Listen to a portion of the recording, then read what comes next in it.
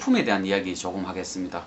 그리고 이 상품을 선정했을 때 시장 진입은 또 어떻게 할 것인가 하는 이 상품 전략에 대해서 조금 말씀을 드리겠는데요. 이 마케팅 전략에 있어서 가장 중요한 것 중에 하나라면 이 상품을 결정하는 것이라고 할 수가 있죠. 상품이 있어야지 고객에게 무엇인가 팔 수가 있는 것입니다. 그러면 첫 번째로 그러면 어떤 상품을 내가 이제 선정을 할 것인가 하는 것인데, 이 상품 선정은 크게 세 가지로 우리가 나누어서 말씀을 드릴 수가 있습니다. 첫 번째는 편의품, 두 번째는 선매품, 세 번째는 전문품이라고 할 수 있다는 것이죠. 그래서 이 창업자 입장에서 내가 어떤 상품을 취급할 것인가 라고 하면 이 크게 세 가지로 나눌 수가 있는데요.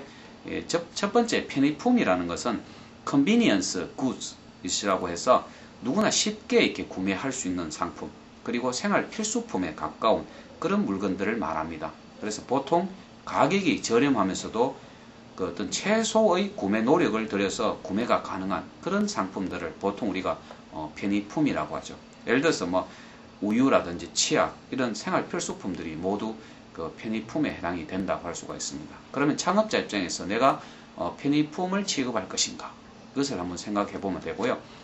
그렇지 않다면 두 번째 이 선매품을 생각할 수 있는데, 선매품은 쇼핑 굿즈라고 해서 어떤 특별한 가격에 일정 수준 이상의 어떤 품질을 가진 그런 상품들을 보통 우리가 선매품이라고 합니다. 이런 선매품 같은 경우는 보통은 한 곳에서 구매하는 것보다는 여기저기 이곳저곳을 돌아다니면서 이렇게 보통 구매를 할 수가 있고요. 또 오래간만에 구매하는 상품에 해당이 된다고 할 수가 있습니다. 그리고 보통은 여러 점포에서 제품의 특징이라든지 또 가격, 또 색깔, 디자인 등을 비교한 후에 구매하는 이런 상품들을 보통 선매품이라고 하죠. 자동차라든지 가구, 또 보석, 의류, 이런 제품들이 보통 선매품입니다. 자, 제가 두 가지 말씀드렸습니다. 편의품 그리고 선매품. 자, 마지막 세 번째는 전문품이라고 할 수가 있죠. 스페셜티 굿즈라고 해서 특정 점포에서만 취급을 하거나 특정 상표를 가진 이런 물건을 말하는데, 일반적으로 이 전문품은 소비자가 상당한 노력을 기울여서 구매를 하게 된다는 거죠. 스테레오라든지 고급 의류, 고급 가구, 이런 것들이 이 전문품에 해당이 됩니다. 그러면 이 예비 창업자 입장에서 내가 어떤 상품을 취급할 것인가 하는 것은 편의품, 선매품, 전문품의 이 세 가지로 우리가 보통 구분해서 한번 본인이 고민을 해 봐야 된다 하는 것이죠. 자, 그러면 상품이 이제 선정이 되었다고 하면, 자, 이제 드디어는 시장에 진입을 해야 되는데, 이 상품과 시장 진입의 관계를 일반적으로 네 가지 형태의 상품 전략으로 보통 우리가 나누어서 설명을 해 볼 수가 있습니다. 자, 첫 번째는 기존 상품으로 기존 시장에 뛰어드는 그런 경우를 우리가 말씀을 드릴 수가 있고요. 두 번째는 기존 제품으로 신시장에, 새로운 시장에 뛰어드는 이런 경우가 있을 수가 있겠죠. 세 번째는 신제품으로 기존 시장에 뛰어드는 그런 경우가 있을 수가 있고요.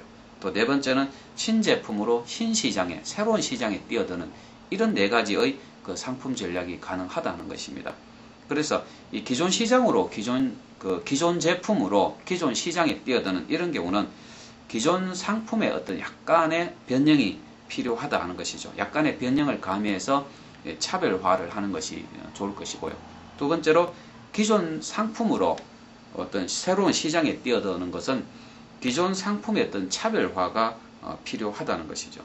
세 번째는 신제품으로 기존 시장에 뛰어든다면 역시 고객은 그 제품에 대해서 잘 알지 못합니다. 그러면 새로운 상품에 대한 어떤 대대적인 홍보 마케팅 전략이 아주 중요하다고 할 수가 있죠. 그리고 마지막 네 번째는 새로운 제품으로 새로운 시장에 뛰어든다면 신상품의 어떤 홍보와 마찬가지로 직원들의 영업력이 아주 중요한 관건이 된다고 할 수가 있습니다.